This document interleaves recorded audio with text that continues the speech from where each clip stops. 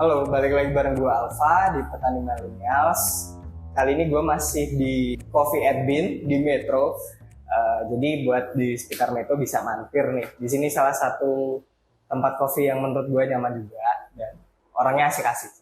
Nih, jadi gue sekarang bareng Kak Mega sebagai karyawan di Coffee at Beans. Jadi kita pengen nanya-nanya soal pertanian. Halo Kak Mega. Hai Kak. Sehat? Sehat Kak. Alhamdulillah. Jadi tadi kan gue udah nanya nih kurang lebih sama Kak Arif ini. Jadi kalau menurut pandangan Kak Arifin kan kayak memang pertanian di Lampung ini sedikit kurang diperhatikan lah. Kalau menurut kakaknya nih, kakaknya sebelumnya udah sempet tahu atau pernah mempelajari soal pertanian sebelumnya? Mungkin kalau di bidang pertanian aku kurang ya, karena kalau aku sendiri lebih terjunnya ke manajemen. Manajemen, oke. Kalau di pertanian kayak ya kurang, kayak keluarga juga kayak nggak ada yang tani gitu. Oh gitu, oke. Terus itu berarti kakaknya kuliah di manajemen? Semester berapa Kak? Kalau Semester 7 ini. Oh udah semester 7, udah mau akhir-akhir ya? Oh udah nyusun skripsi berarti nih? Lagi. Oh lagi nyusun, semoga cepat lah. Ya, amin.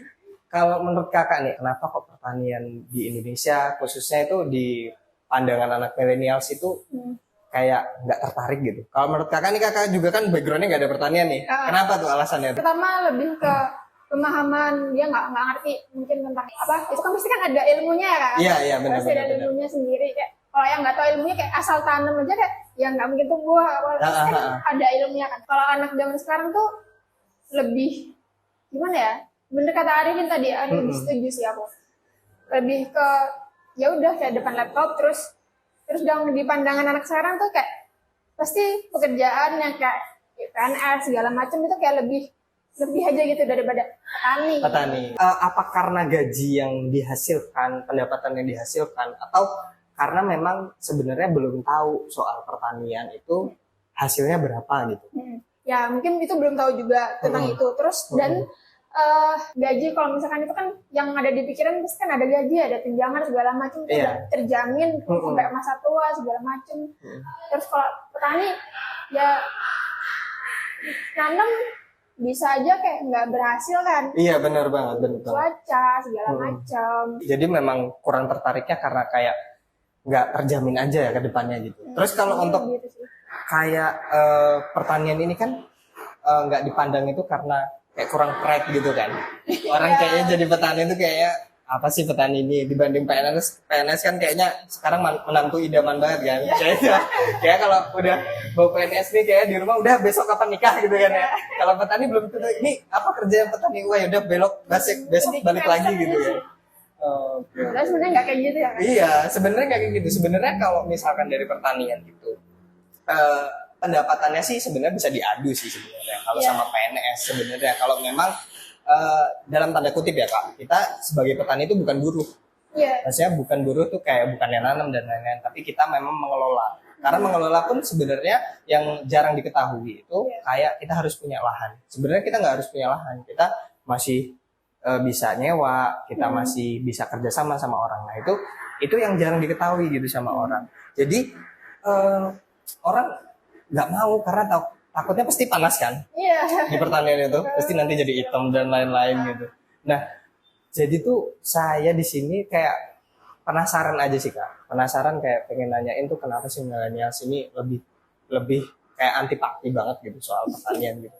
Kayak nanti kalau nggak ada pertanian kan kayak repot juga kan? Nggak ada yang ngelanjutin gitu. Kalau kakaknya nih selama udah terjun di coffee shop ini, pasti kan tahu nih soal beans gitu juga. Kurang lebih tahu lah ya.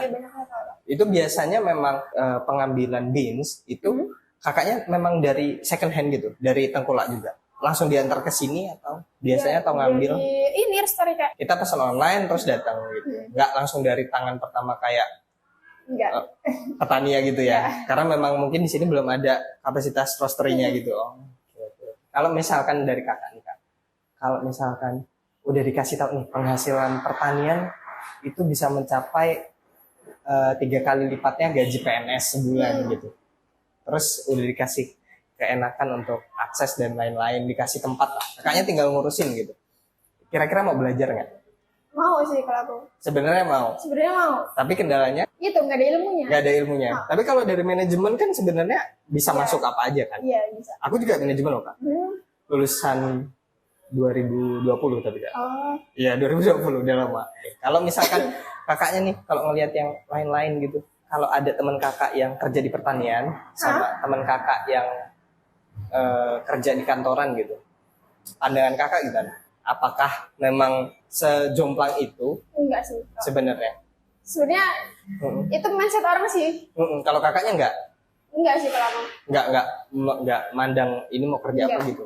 Kalau pertanian, perkebunan menurutku ya, itu tuh sama aja invest. Kalau pertanian juga ada resikonya. Iya.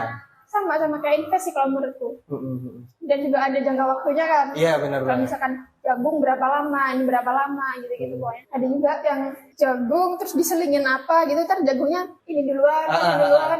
Itu kakaknya tahu.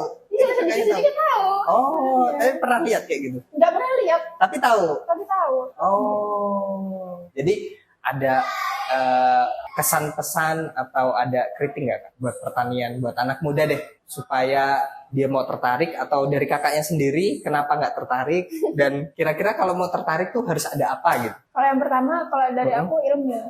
Ilmu, oke. Ilmu. Yang kedua, sarana sama prasarana. Mm-mm. Itu aja sih. Dua itu. Ilmu sih yang penting.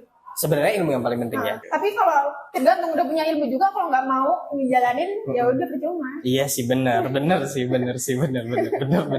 Jadi kan ini ngomongin soal kita kopi nih Kak. Kan pasti kakak passion di sini kan. Kalau dari kakak kenapa kok suka di kopi? Sebenarnya kalau dari aku itu dari ketidaksengajaan. Oh, ketidaksengajaan. Dan akhirnya jadi Oke. suka di kopi. Ketidaksengajaan karena kan aku di sini part time ya. Oke. Dan aku nyambi kuliah juga. Dan aku nyambi kuliah jadi ya kerja nggak tiap hari terus ada lowongan gitu. Oh ini kayak ya udah tertarik kan. Terus akhirnya masuk kok. Kalau suka lama-lama suka, makin belajar asik juga gitu kan. Oke. Lama-lama tahu beans, tahu kopi, segala macam, banyak temen, banyak ilmu juga, ilmu baru lah intinya. Ketidaksengajaan akhirnya jadi suka. Kalau misalkan di pertanian itu kan kalau di kopi udah biasa nih part time gitu ya Kak. Kalau di pertanian ada part time kira-kira menurut kakak kira-kira Kayaknya seru juga sih. gimana kira-kira? Kayaknya maksudnya untuk menarik para millennials, jadi nggak harus kerja di lapangan part time Iya, misalnya itu. Jadi karena sekarang kan banyak teknologi soal pertanian itu sendiri kan kayak ada drone yang untuk pengobatan. Jadi pengobatan semprot itu nggak cuma dari tangan aja sekarang, bisa dari drone, jadi bisa dari remote. Itu kan kayaknya lebih tertarik kan ya? Iya. Itu bisa jadi salah satu alasan orang bisa ya? Teknologinya juga sih harus mendukung. Iya ya. Jadi sebenarnya yang harus dilakukan mungkin lebih memodernisasi kali ya. Jadi supaya milenial itu Iya, dan mengubah pandangan milenial juga tentang pertanian. pertanian itu. Oke, siap.